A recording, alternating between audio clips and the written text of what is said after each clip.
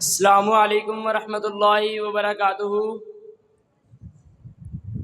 الحمد للہ الواحد الاحد والفرد الصمد لم يلد ولم يولد ولم يكن له كفوا احد، اما بعد فاعوذ باللہ السمیع العلیم من الشیطان الرجیم، بسم اللہ الرحمن الرحیم۔ إنا نحن نزلنا الذکر وإنا له لحافظون، صدق اللہ العظیم۔ مخلوق کی آواز سے ممتاز ہے قرآن، مخلوق کی آواز سے ممتاز ہے قرآن، مخلوق کے خالق کی یہ آواز ہے قرآن۔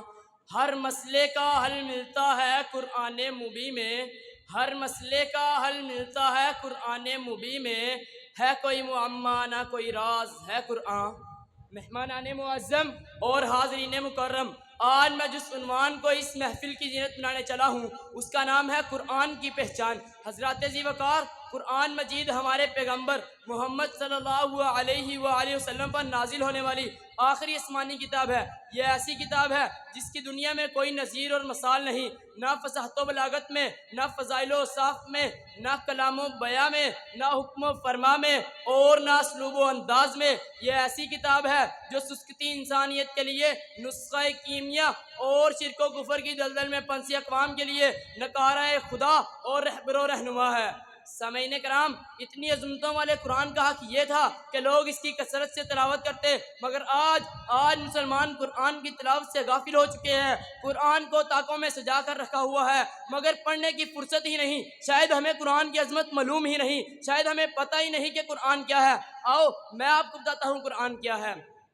حضرات، قرآن روح کی غذا ہے، قرآن دکھوں کی دوا ہے، قرآن بیماروں کی شفا ہے، قرآن ہدایت کی نوا ہے، قرآن حکمت کا خزانہ بے بہا ہے، قرآن پیغام مالک ارض و سما ہے، قرآن سیرت خیر الورا ہے، قرآن دستور مخلوق خدا ہے، قرآن فضل رب العلا ہے، قرآن نور و ضیاء ہے، قرآن نیکیوں کا سلسلہ ہے۔ ہاں، یہ وہ کتاب ہے جو شکوک و شبہات سے پاک ہے۔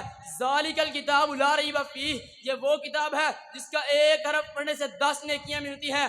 من قرأ حرفا من کتاب اللہ فَلَهُ حَسَنَةٌ وَالْحَسَنَةُ بِعَشْرِ أَمْثَالِهَا، یہ وہ کتاب ہے جو قیامت کے دن اپنے پڑھنے والوں کے لیے سفارشی بن کر آئے گی۔ إِنَّهُ يَأْتِي يَوْمَ الْقِيَامَةِ شَفِيعًا لِأَصْحَابِهِ، میرے دوستو، اگر آپ اپنی زندگیوں میں ہدایت کا نور چاہتے ہیں، اگر آپ اپنے دلوں میں حکمت کی روشنی چاہتے ہیں، اگر آپ اپنی روح میں قرار کی دولت چاہتے ہیں، تو آئیے قرآن سے محبت کیجئے، قرآن کی تلاوت کیجئے، قرآن کا دستور حیات مانیے، پھر دیکھنا آپ کو زندگی گزارنے کا کیسا لطف نصیب ہوتا ہے۔